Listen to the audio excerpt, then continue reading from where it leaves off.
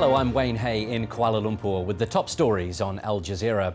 Media in Afghanistan are reporting President Hamid Karzai has asked his challenger, Dr. Abdullah Abdullah, to reconsider taking part in the election runoff.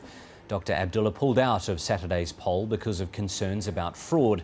As the sole candidate, President Hamid Karzai has effectively been handed a second 5-year term.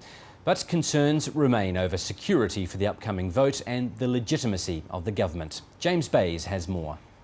Behind the scenes, the international community is of the view that this should not take place, that it would be an unnecessary risk to all involved to have an election when we already know the outcome. We already know that Hamid Karzai is the only candidate who's on the ballot paper who people can actually vote for. As I understand it, the ballot paper is already printed with 2 names on them, but if you were to vote for Dr. Abdullah on November the 7th, if this was to go ahead, then your vote wouldn't count. Pakistan is offering a $5 million reward for information that could help it capture the Taliban leader and 18 of his lieutenants.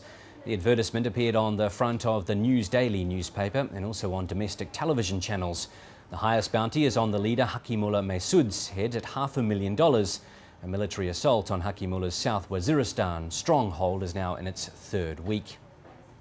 An air and sea search is underway after a boat carrying about 40 people capsized and sank off the Australian territory of Cocos Islands. A merchant ship and fishing vessel nearby have rescued at least 17 people. Grave fears are held for more than 20 still missing in rough seas. Australian media reports say the boat may have been carrying asylum seekers. The US Labour Secretary and a former Chilean president will arrive in Honduras on Tuesday to monitor the creation of a power-sharing government. The country's been in crisis since President Manuel Zelaya was removed from office in June.